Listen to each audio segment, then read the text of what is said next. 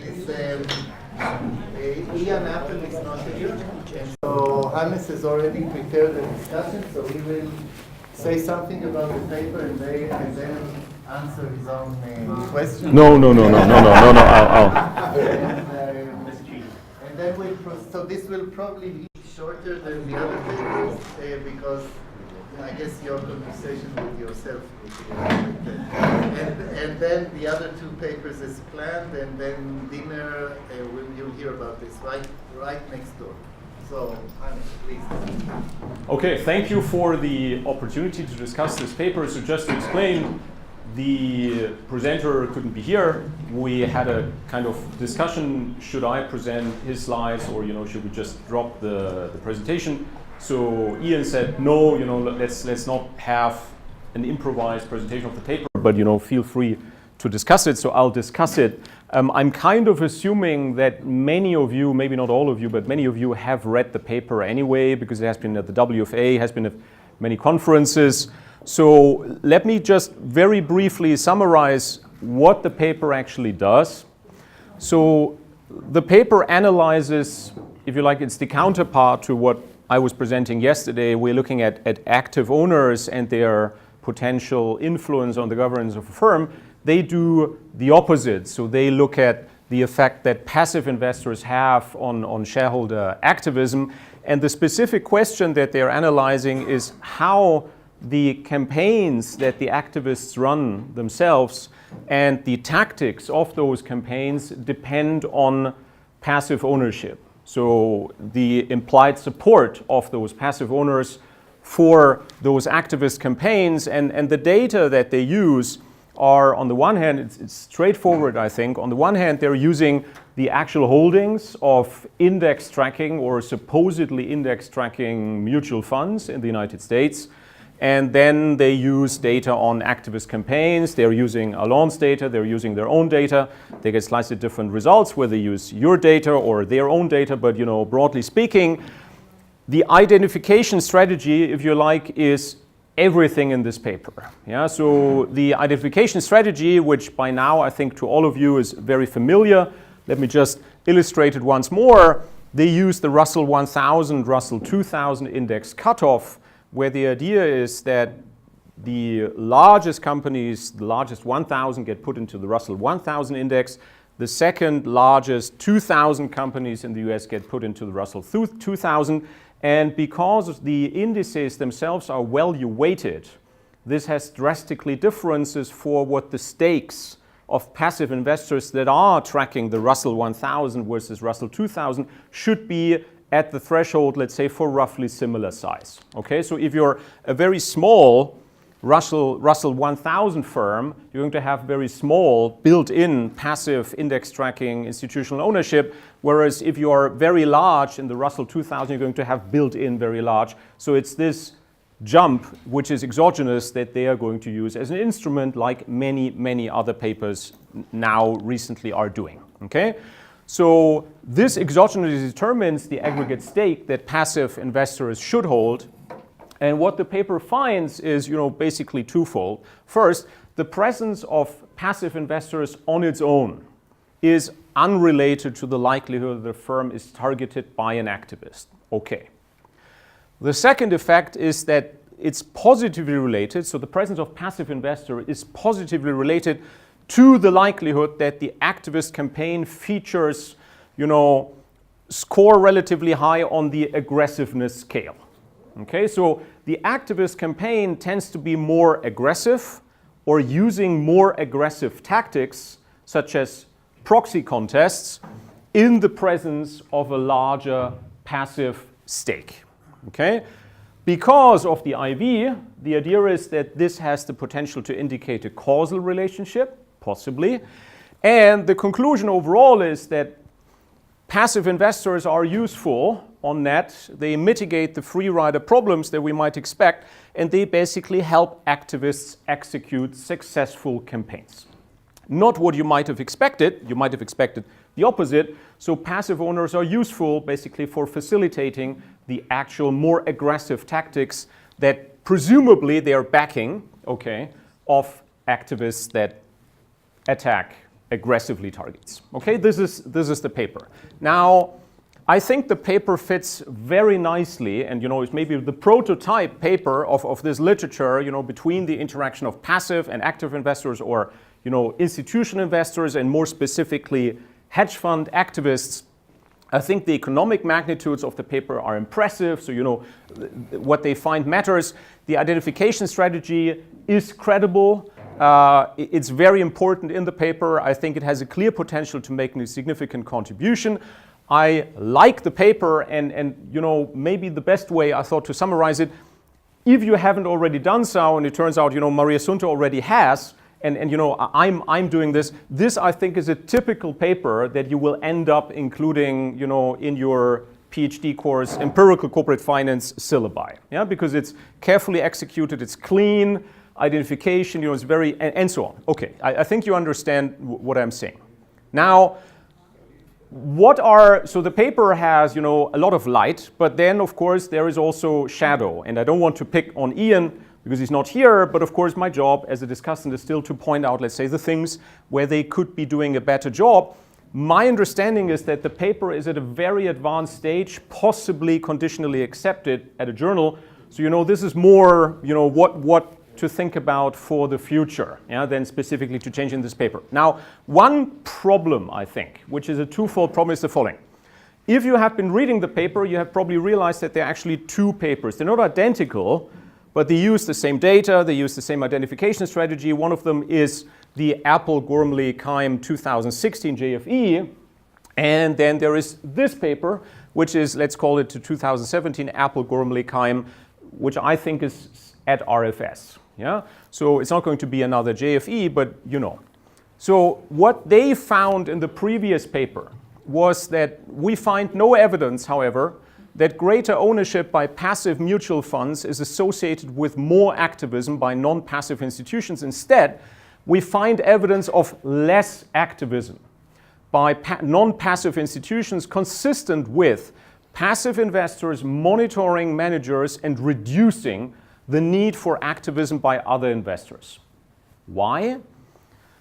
This magnitude is large, okay, given that a firm's likelihood of an activism event in a given year, as we all know in our sample, is on average small at 1.6%. So this is the table from the JFE paper, and here is the negative coefficient, that agree is not large, but they say it's large because on average the likelihood of being targeted in the first place is low. So the idea in the paper is that you're less likely to be targeted by an activist if you have higher passive owners. Why? Because apparently the passive owners are so good at improving governance that activist intervention somehow isn't needed.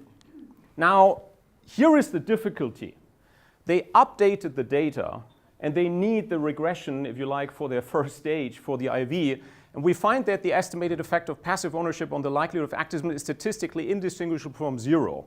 These estimates differ slightly from those found in AGK, which is the earlier paper, who document a similarly small but statistically significant negative effect. So I think one problem is the kind of cake problem. You cannot have it and eat it too. So either here the coefficient was kind of small and we shouldn't care, but that's not what they wrote, right? Or now it's, no longer important, but it wasn't important before either. So I'm not sure.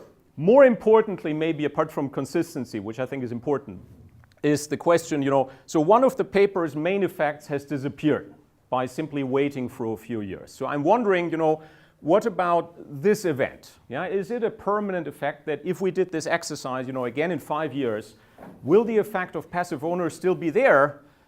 Because effect one is gone, so effect two, will it be stable or not? I would be curious, because we want, let's say, results that will stand the test of time, of course. My second comment is that if you think about it, the implication of this is, because the way that Ian, I think, would have motivated their paper if he was here was that there are two trends going on at the same time that we are both interested in. One of them is the rise of shareholder activism. The other one is the rise of passive owners. And his motivation, I think, would have been, are the two things related? But of course, if they are related in a causal manner, then kind of the implication is that over time, activist campaigns are getting more hostile. And that's not what we are observing. Okay, so here is a quote from David Trenchard, which was with one of the big European hedge funds until recently. Well, there has been a long tradition of extensive shareholder engagement behind closed doors in the UK, so one side of the Atlantic. We have recently witnessed increasing willingness of UK institutional shareholders to seek a public forum for the right cause, he said, adding that the shift, however, goes both ways. If you look at the US, there is a trend away from a focus on proxy contests towards European-style settlements behind closed doors. I didn't find any trend outside of proxy contests. Okay, so I think the question to ask is, are we going to see this?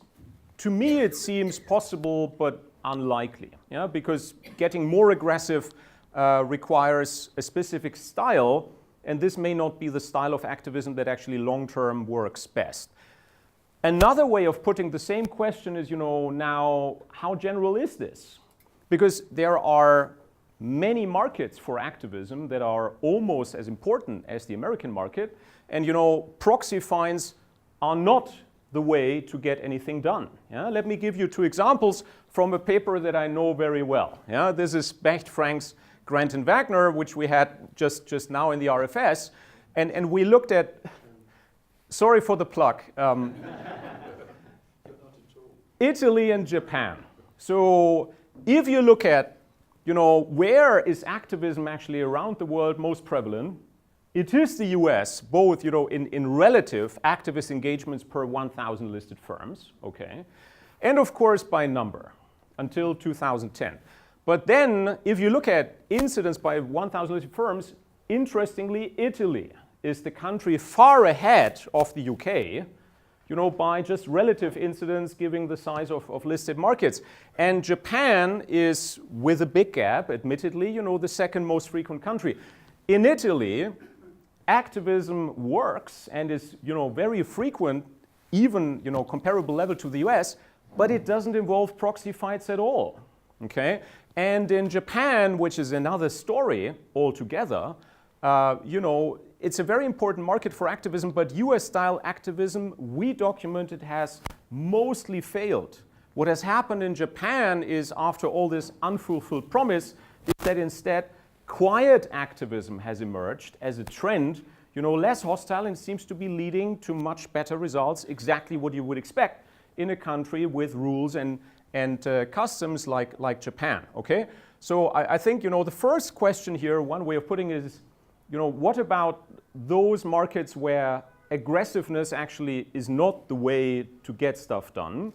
And what if alternatively, which was one of the conclusions we had kind of at the back of our mind when we wrapped up the paper, might it be, and it would be in line with David's comment, might there be a global model emerging? That is a mix of different approaches. And it actually can be applied worldwide. But it doesn't exclusively rest on proxy contests, okay? Third comment is about wolf packs. Now, wolf packs, for a number of reasons, are interesting. They have received much academic attention. They have received the attention of the SEC. Now, just to explain, wolf packs are engagements where multiple activists engage with a target more or less at the same time, maybe overlapping partially. One problem with them is that there are different types. So basically, they are the obvious wolf packs in the sense that the different hedge funds have disclosed their stakes separately from each other. The other type of wolf pack that companies may be even more worried about is the type of wolf pack where there is maybe one visible activist, but you're kind of worried about the rest of the pack that is below the disclosure threshold, so you can't really see them, and it's very difficult to even empirically analyze them. But independent of what we're talking about, a problem with wolf packs is that it's very hard to establish causality. And this was something we were struggling with in our paper. And it's basically this question, because you find that wolf packs have much higher success rates. So they perform better, they have more outcomes, they are more successful in getting stuff done inside the target firms. But which one is it? Do we actually see higher success rates because the hedge funds coordinate legally or semi-legally and they hunt as a pack? Or is it, you know, like with a Grateful Dead concert, where if you go to a Grateful Dead concert, you're going to find a lot of Grateful Dead fans, not because they coordinate, but because they like the same music. Yeah? So is it actually that you find the funds here because it's a very big and juicy target? Yeah? So could you possibly use Ian's nice instrument to shed a little bit of light on the direction of causality in wolf packs? I think because wolf packs are so interesting and so important, this could be a great application maybe for, you know, a little extension paper. Yeah? My fourth comment is, and then I stop, you know, what do we actually gain from the IV? Yeah? And another way of asking the question is it worth it? Because the paper is, to put it very black and white, 95% identification, 5%, you know, effect. So this is very nice, but, you know, I was wondering, what about the direct uninstrumented estimates, which the paper doesn't show? You know, are we gaining a lot or very little? Because if the whole machinery exists, you know, to have coefficients that are basically the same, the problem of the machinery is that it limits the questions that we can ask. Yeah? And we had Christopher Hennessy over for a seminar 2 weeks ago, and Christopher is very interested, as you know, in let's say, angiogeneity and instruments, and the example that he gave was, well, look, the problem is, right, the one that we're facing. So you see the drunk guy on the street and you ask him, you know, he's groping around under the lamppost. You say, what are you looking for? I'm looking for the key. Where did you lose it? Well, there at the end of the road. Why are you looking here? Because this is where the light is, right? And it's a very old joke, but the problem with the instrumental variable is that it allows us to only look at the effect of passive investors, okay? I think, you know, if the OLS results were essentially the same, then, you know, I would be wondering, you know, well, what about the effect of other shareholders? Yeah? What about the active ones? What about hedge funds? So effects on each other. You know, if endogeneity really isn't the problem, you know, why can't we look at more stuff? And of course, I have a response for if the coefficients are very different, you know, then of course I'm worried. Which one is actually biased? Is the OLS estimate biased, or is potentially the IV estimate biased? And of course, I would refer back to Wei Zhang's, you know, excellent, which I understand with a lot of debate with Alain written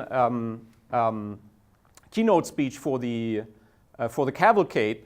You know, so of course IV estimates are not the panacea, and the paper revolves around the IV estimate. You know, does it actually matter enough to be bothered? Okay, because IVs introduce completely new problems that are not necessarily resolvable in any way. Okay, then there are little comments. You know, I think they're not terribly important. My conclusion is I think it's a very interesting question. The execution of the paper is excellent, and it's a very tightly written paper. It's novel, it's interesting. I enjoyed reading it. Thank you. All right, an opportunity to attack all the instrumental variables. I guess Ian is not here to defend himself, but anyone would like to add any comment? Bernie, you Well, I might think have something. every IV paper has to present the non-IV results. And if you've got a shock, you ought to be, as they do, you ought to be presenting direct intent to treat effects. And we just need to move to where that's standard for some of the reasons that Hans suggested. Yes, along, and maybe with the mic. So I'm going to channel a bit of what Andrew said, comment that he said in our paper. And this is a general statement about this instrument, right? If you look at the literature, there's two things, right? So there is the Apple et al. Way of doing it. There is the Crane et al. Way of doing it. There is the Rudy, switching way of doing it. And then, of course, so there's there's fourth, right? Mullins, I think, had a fuzzy RD. So there's like four ways of doing it. And of course, the range of outcome variables that people are looking at has been very large. And I think it's a little bit related to Andrew, what you said of our innovation being linked to many other sort of drivers. And I think the literature is at a state where we need sort of a way to figure out, is this the right way of looking at it and doing it? And I don't know, it's more of a state of affairs. I don't know how we end up converging on why, because if you look at the range of outcome policies that people look, it's disclosure and M&A and PR policy and governance, and it's hard to tell kind of how you condense it to something that works. So. Miriam, Yeah, maybe I'm is sorry, there a one microphone? comment. There you go. I wanted to not, okay, one comment. So we're actually using, Russ and I also are using this because, oh, sorry.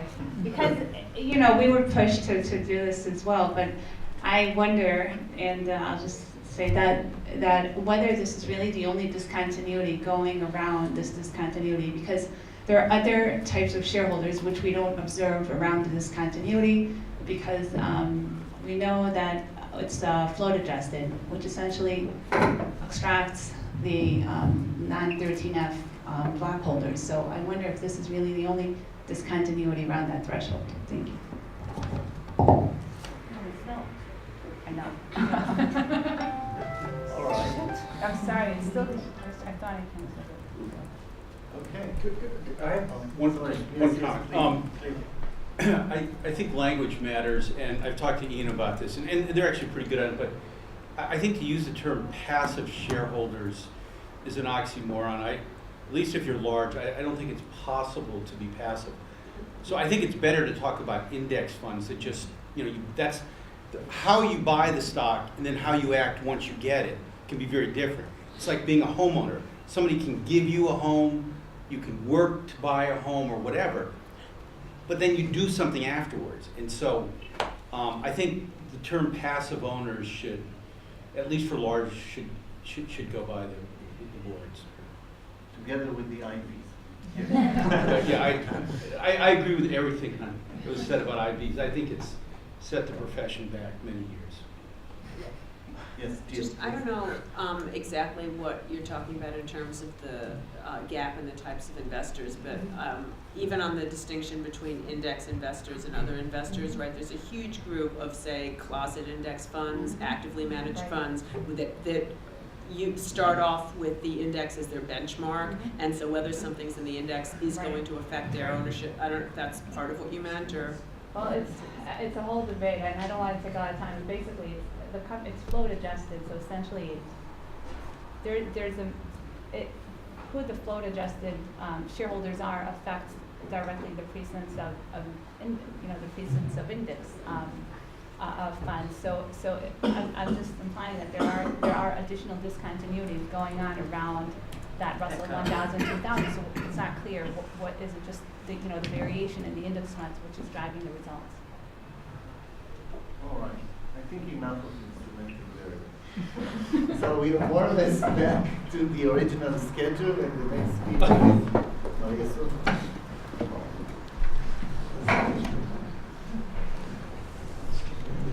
Thank you for having me here. This is a joint work with Xiaoyun Yu. And there are two keywords that I want to highlight in introducing the paper. One is adapting to change, two is short horizon investor. So in general, I'm getting interested, and I hope this is part of a broader research project, on how companies respond to large shocks. And somewhat surprisingly, there is a small growing literature in corporate finance, in economics actually, in which people like David Autor, Nick Bloom have been analyzing how companies react to trade shocks and imports from China. They have been highlighting the average effects. So it's unsurprising that if cheap import arrive from China, companies cut employment in the United States. Nick Bloom has been showing that companies on average try to do more innovation. What I find surprising, and I think is an interesting topic for research in corporate governance, is that we don't know much about cross-sectional differences across companies. That is, ownership structure, governance structure that allow companies to react and adapt to the new environment in a faster, efficient way. So what we try to do in this paper is to use a setup that is more or less similar to the one of Nick Bloom and David Autor, but to focus on cross-sectional differences in ownership structure between companies. So what happens when companies start to compete with imports from emerging markets? The kind of ownership characteristics that we explore in this paper is a short horizon investor. So I won't have much time to talk about it, but some investors tend to have much faster turnover in their portfolio. They aim to make money holding their position for a very limited interval of time. They are not stupid, they have organizational structure and funding structure that give them incentives to turn over their portfolio a lot. In equilibrium, in a market in which there are friction, and in a market with intelligent and smart investors that can anticipate other investor action, as shown, for instance, in Jeremy's time paper, we can have inefficient outcome. So on average, and this has been shown also empirically, companies that have more short horizon investors seem to perform worse. What we ask in this paper is if, however, companies with short horizon investors can react faster to radical change, and thanks to their faster reaction, be able to perform better in the long term.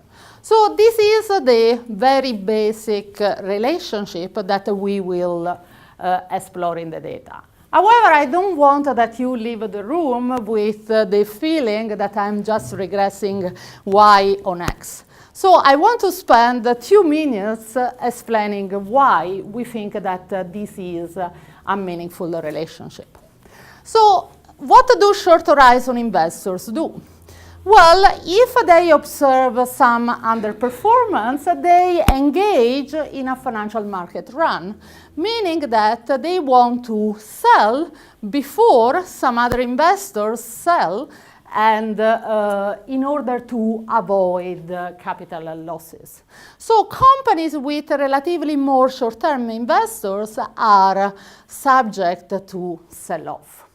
We argue that the possibility of a sell-off, even if it doesn't occur, and we would expect it not to occur in equilibrium, can provide incentives to manager to restructure more faster their companies.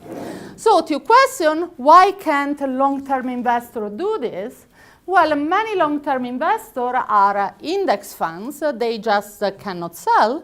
Other long-term investors are active investors, like in Julian, Hannes, and Marco paper, and they provide very detailed evidence that their way to affect companies takes years. Okay, so this might not be the most effective mechanism to affect a company when there is a large competitive shock, and being fast might be desirable. Notice that this mechanism that we want to explore in the data is not necessarily at odds with previous literature. Of course, previous literature has highlighted how market friction leads to inefficient short-termism. But for instance, Gustavo Manso and Daniel Ferreira have an RFS paper in which they highlight theoretically that there could be inefficient long-termism. So it makes sense to ask whether there are states of the world in which this may arise in the data. So what are the states of the world that we look at? So we are particularly interested in trade competition from low-income countries, and as several other papers I've already done in the literature, we look at large tariff cuts.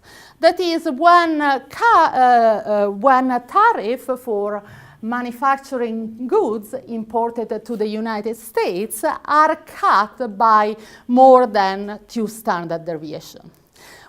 I will show you in a final table that any radical change seem to work in the same way. So for instance, we repeat some of our tests looking at the regulation in service industries. So this will be a completely different sample because the tariffs are for manufacturing goods. The regulation is for service industries, but the main thrust of the result goes through. So this is the background. What I will show you in the rest of the presentation is how we test whether ex-ante differences in institutional ownership, and in particular in short-term investors' ownership, translate in differential performance following large tariff cuts.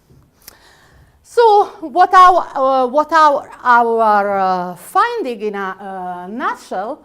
Well, I will provide evidence on performance, but also on mechanism, suggesting that following large increases in competitive pressure due either to tariff cuts or service deregulations, companies with relatively more short-term investors seem to perform better. And of course, we don't have any magic powers, so we cannot randomly allocate short-term institutional ownership.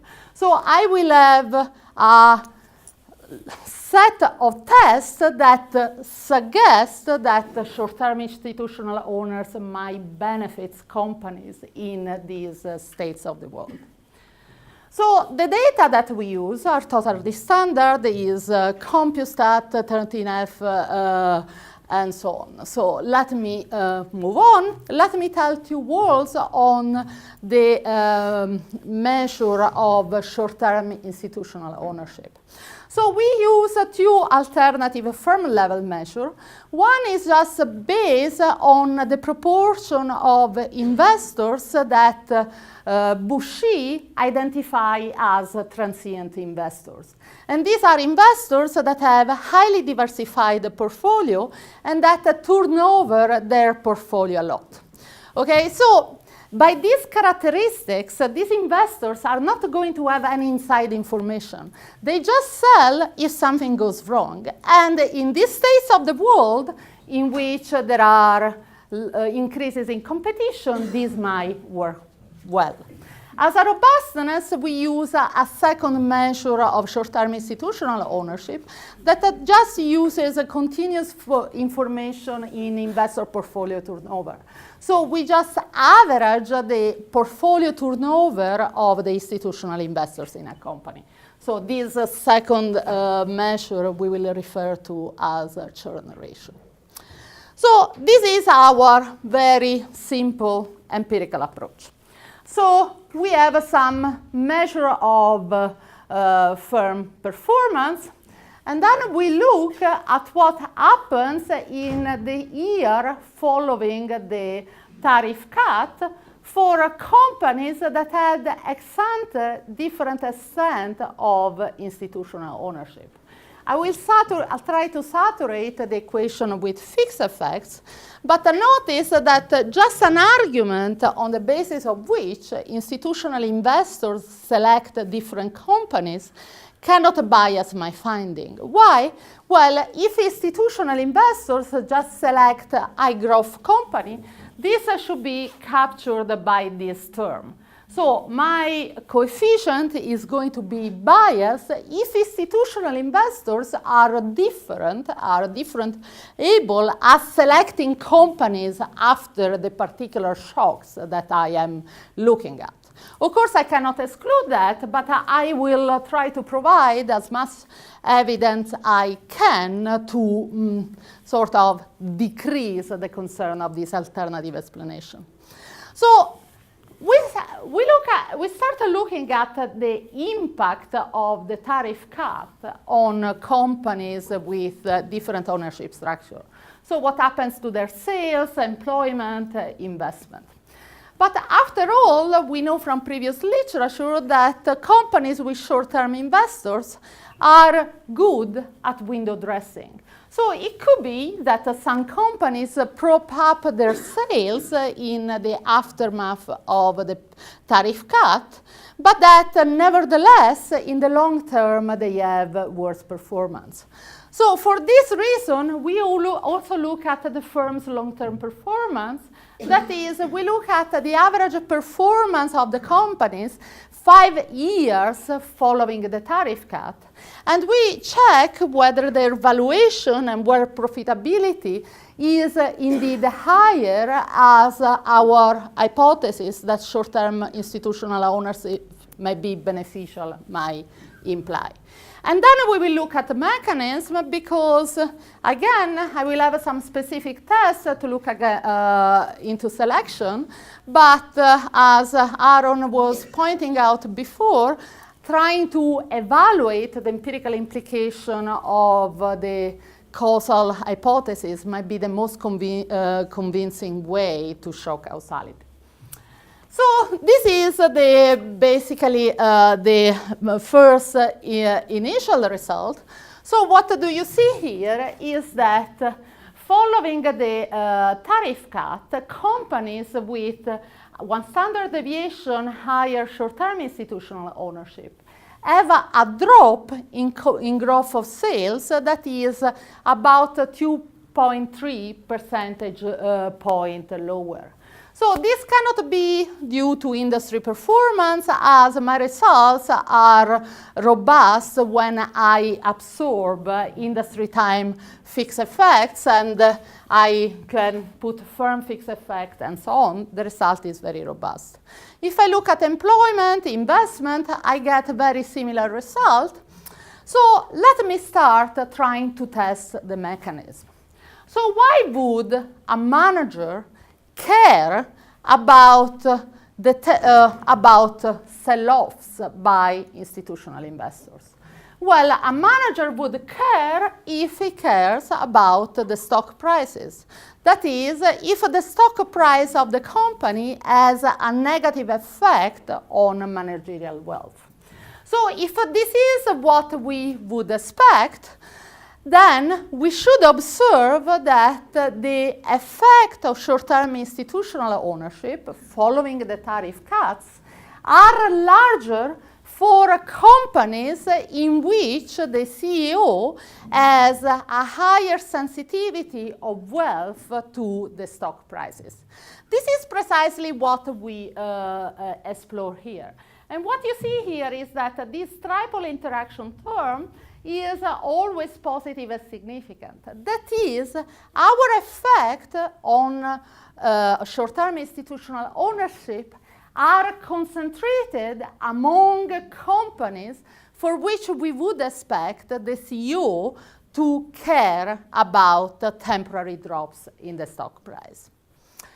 So then we look at the long-term effect. That is, it could be the CEO is just propping up sales to window dress. Is this what we observe in the data? And the answer is not. Even if, so on average, the Tobin Q and the profitability of companies with more short-term investors are larger even 5 years after the tariff cut.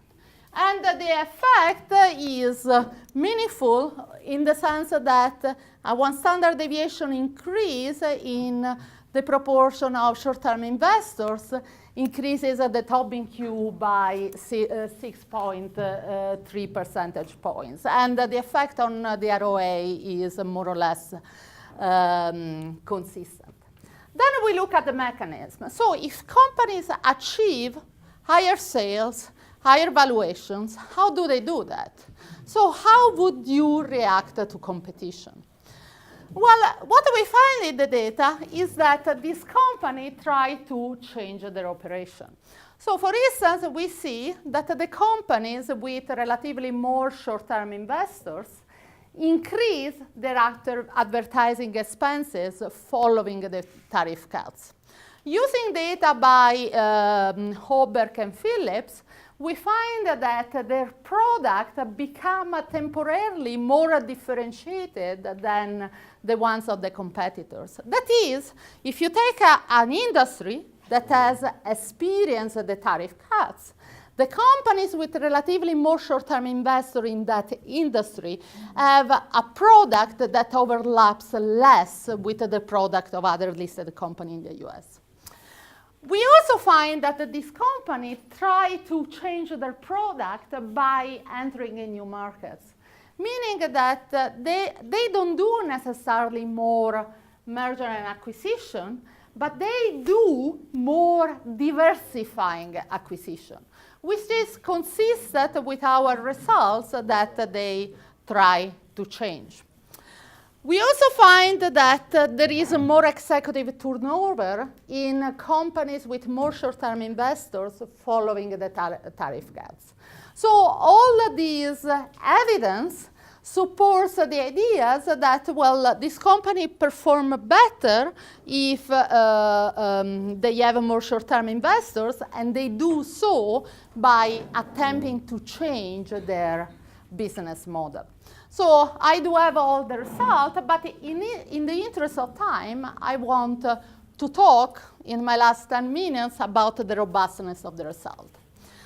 So first of all, what is the first concern? Well, we are trying to implement the empirical analysis as a sort of difference in difference empirical model in which, well, there is a shock, the tariff cut, and in which we are using short-term institutional ownership as a difference in exposure to the shock. So the first concern to address is, well, what perhaps there are pre-existing trends that such that institutional investors have selected the companies within an industry that already performed better. So we run a placebo test, and I show you the placebo test. So basically, the blue interaction term is my effect, and then we look at how the companies that have a relatively more short-term investor perform in the 3 years preceding the tariff cut. And what you see is that there is no better performance for these companies during these previous 3 years, suggesting that, well, a pre-existing trend is relatively unlikely. So what else do we do? Endogeneity of institutional ownership. So what can we do here? So remember, the main problem, the elephant in the room, is that, well, institutional investor job is to select companies that are going to be performing better. And it's not something that is completely out of this world, that the institutional investors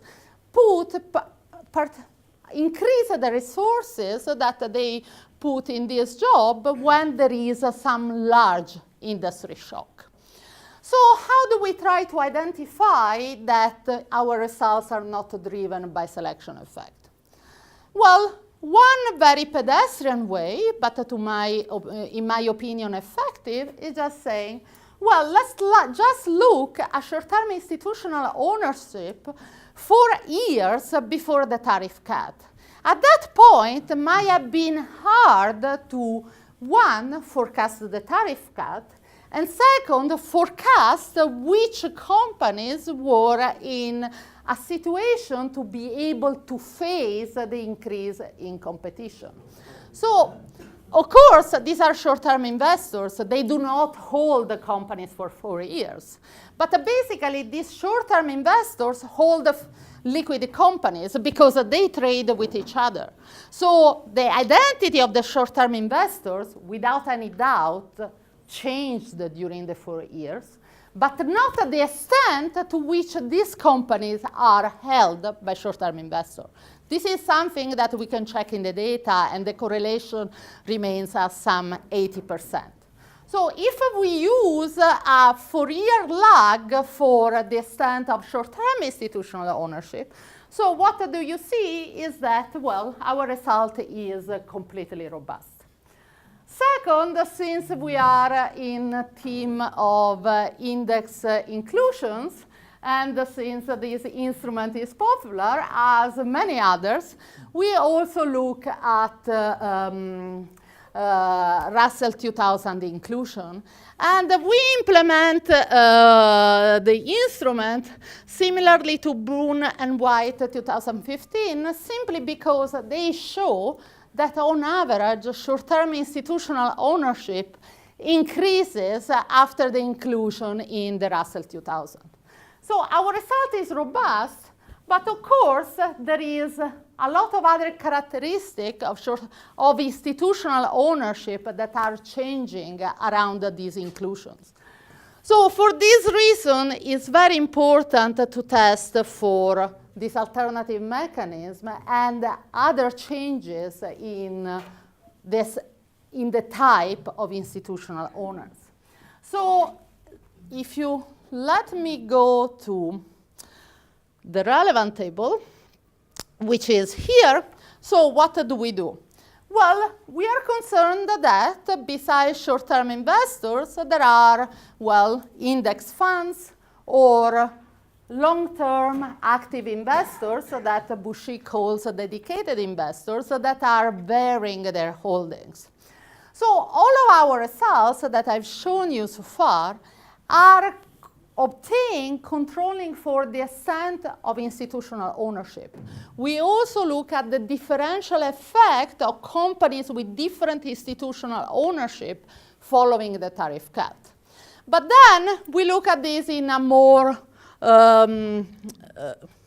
precise way. So what we do is that, well, we might be picking that not much of the effect of short-term investors, but the fact that companies with more short-term investors also have more dedicated investors that engage in the kind of activism that in Julian, Hannes, and Marco's paper. But following tariff cuts, we basically find no effect of this type of activism. Another possibility is, and here we don't have Alon data, but we have Alex and Vivian data, is that, well, it could be that these short-term investors favor investor activism. So we control for the effect of investor activism. There are very few, but we don't find anything. We have a much more robustness in the paper. The effects are basically robust, that if instead of tariff cuts, I look at the regulation. So let me sum up. I think that is an important topic to try to understand how companies react to shock. So because it's also a way for us studying corporate governance to have an impact. And what we propose in this paper is that, well, long term is not always good. Short term is not always bad, and that sometimes when a company are subject to competitive threat, to push a company to change fast might be desirable. So what the paper would suggest is that perhaps all this policy debate about the short-term investors is misplaced, and that, well, more short-term investors might be perhaps a good antidote to zombie companies. Thank you. So thanks very much, and thanks to the conference organizers for having me. What a gorgeous spot to have it, and the weather's just incredible. I'll try and keep my discussion somewhat short since it's the end of a long conference. So basically, I thought one of the classic questions in corporate finance, going back to when Cliff and I were assistant professors together in the 1980s, is does ownership matter, right? And so the usual answer is yes, right? And so the usual reason is that, well, when you have more ownership, especially by long-term block holders, that increases value. Well, why? For there's better incentives for managers to increase value and better incentives for block holders to monitor. And that's kind of the normal story that we argued about for 25 years, and we sort of more or less agreed to it. Now, what... Can you put this on the jacket, please? Oh, I'm sorry. This up here. Can you hear me now? Better? Okay, so the Giannetti and you, they come up with a different answer. They come up with the same answer, but a completely different logic, right? So their answer is yes, it does matter, but their reason is completely different. The reason is that short-term shareholders, because they will sell if they are unhappy, well, they will encourage managers to make better decisions. And so, what the paper does, as you just heard, is it considers shocks to companies coming through changes in tariffs, and it looks at the way the firms respond to these tariffs. And basically the main finding, and I am not going to go through the nitty-gritty of all the results that you just heard, but basically the main finding is that firms with short-term shareholders respond more effectively than firms with longer-term shareholders. And so to me, this sort of turns the literature on its head, right? So basically, previously the literature had kind of thought that concentration was the big thing, and we didn't talk about the horizon so much. But basically, I think the longer-term shareholders tend to be the ones who are in larger blocks, so that we think of the owners that have been there for a long time, they tend to be concentrated. And the literature really has focused more on the concentration than the horizon of the shareholders. And I'm not saying that's correct, I'm just saying that's just what we've talked about. So maybe Maria Sunta and Xiaoyun have sort of we've got it completely backwards. And so this paper argues otherwise. It says that there are advantages of short-term shareholders as well. And so basically, I think the issue this paper raises is whether horizon or concentration, or perhaps both, are the right things to look at. And so basically this paper focuses on the horizon of the investors. And the prior literature, there's a gigantic literature, so I don't want to say all of it, but the most of it focuses on the concentration of the investors. And the two, again, as I said, are related. Block holders, they tend to be long-term investors, but they're not always long-term investors. And so as I read this, I sort of kept on saying, does the empirics control for this enough? And I don't know the answer to that question, but that seems to be the central question in the paper, as opposed to the endogeneity of the shareholders. And how about the other thing is how about the identity of the investor? So much of the literature has focused on whether certain kinds of shareholders, and Julian's papers have done that, have looked at whether individual investors are different from institutional investors, right? That seems like a pretty important question. And again, it's probably the case that some of these are more likely to be classified, I forget exactly how you classified them, but as short-term or long-term, but there's lots of dimensions on which these shareholders are different. And moreover, theoretically, which should be important and under which circumstances, again, it's not obvious to me. I mean, she tells a story from one of Slava's papers where, that maybe short-term investors are better when there's a negative shock and they have to respond. And so the threat of them all pulling out and causing a run is bad. I don't know. I don't know how the horizon will affect the actions of shareholders in normal times when there's not a big shock. And so, again, the empirical design is sort of focused around these tariff cuts. And I think the issue that the paper is raising is much bigger than that, right? If the horizon of the investors is really important, then we should care about much more than how they respond to tariff cuts. And so I guess I was a little puzzled as to why this was the right thing to look at. And so it's plausible, at least to me, that the logic could work in good times and in average times just as well. And so what happens if you just kind of rerun the old Mork-Schleifer-Vishny regression that using horizon rather than concentration, and most of you have seen this before, but just basically Q is equal to some function of ownership, and to sort of see how the ownership varies. And the ownership is typically, again, measured in terms of the concentration, but there's no reason why it couldn't be measured in terms of the horizon. And so the more general question is, how does the horizon of investors affect investors' actions and also the actions of the firm's managers? And I don't claim to have the answer, but I'm saying that that's sort of as a discussant, I can ask questions without answering it. It's my prerogative. And so that's kind of the issue. And so basically, has the literature on ownership and performance been looking at the wrong thing? Again, I don't know, but if they have, then I certainly think you should be saying that in the paper. And if they haven't, then you should be saying that in the paper too.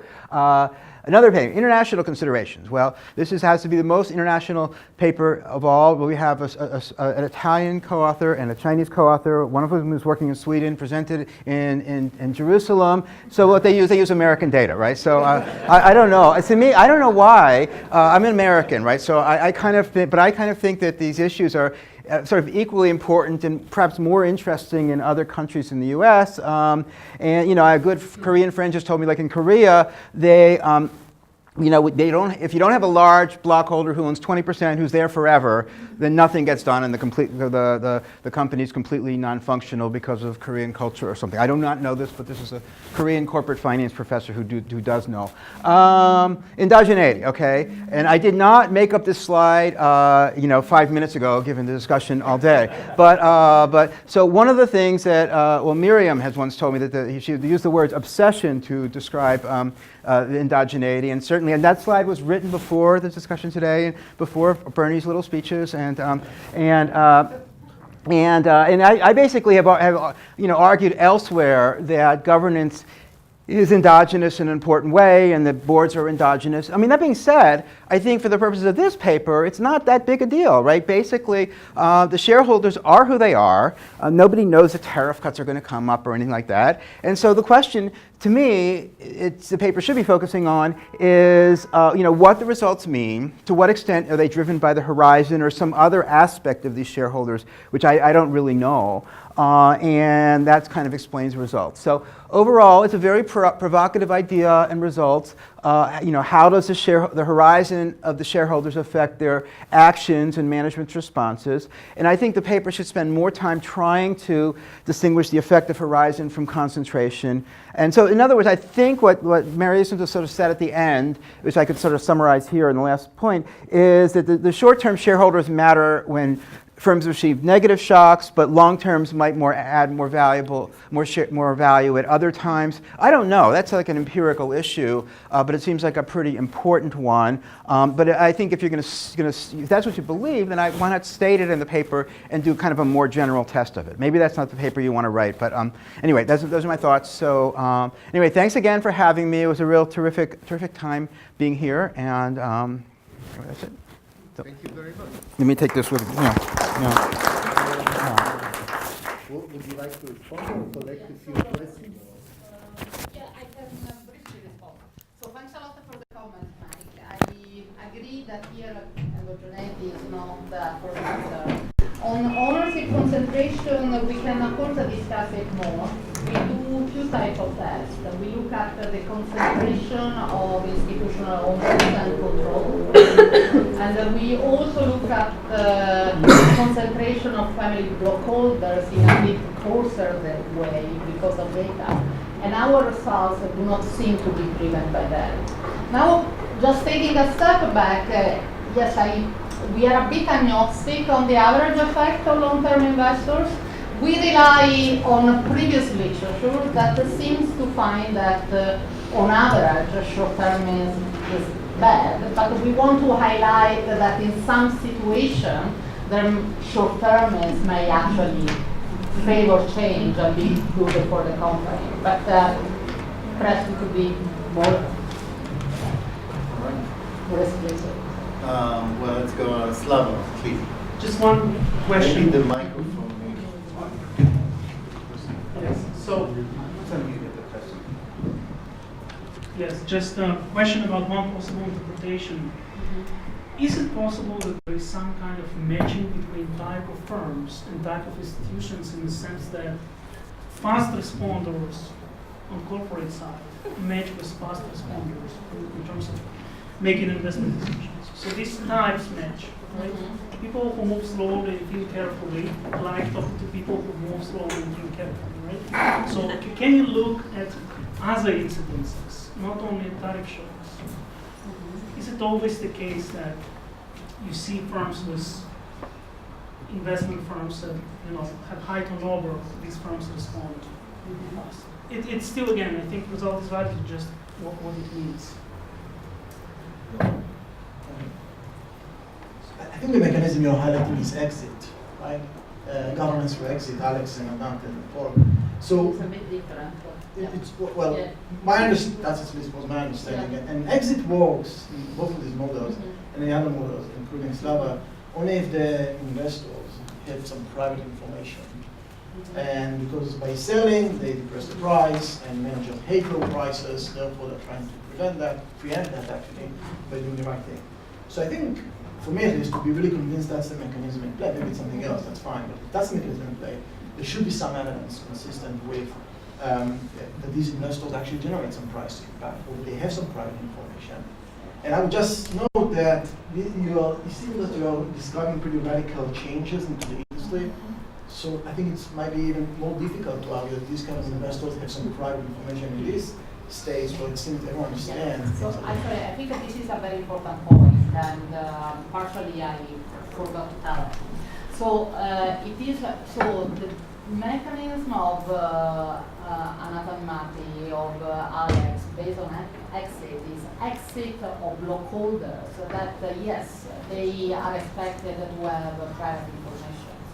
Here it would be foolish to expect that the small diversified investors that trade a lot have private information. So what is going on here? So in our view, this is a different mechanism of exit in which the investors do not have private information, but they trade on order flows, small shocks. But if there is a small shock such that these companies underperform the industry, they just go for a market run. You see a large share price drop, and this has partially been documented in previous literature. Okay. And this is sometimes bad. So sometimes we have inefficient short-termers, but it sometimes may be good. And if you want a similarity, is very similar to the mechanism of short-term maturity in Doug Diamond models. There, the fact that these investors can run on the firm provides discipline. And this discipline is sometimes an inefficient constraint and sometimes provides right incentives. But I don't view these as relying on private information. So, yeah, so following up on that, I guess I wasn't clear and I tried to look back at your paper, but I didn't have internet access. You're basing your definition of short-term on turnover, but it seems to me there's sort of a range of short-term investors who are information-based and sort of, high-frequency trader types that are trading based on market conditions. And given your story, I wonder if there are other market conditions that you can look at. I mean, does bid-ask spread increase in light of these kinds of developments? Are there things that would make high-frequency trading more profitable? If there's this change in tariffs or something like that. And then the other piece of this is when you talk about the mechanism, you talked about pay performance sensitivity for managers. Are you looking at how short-term the sensitivity is, or are you just looking at the classic measures that look at overall sensitivity to distinguish in terms of time frames? I would think that would matter too. I didn't distinguish in terms of time frames, but it's, yeah.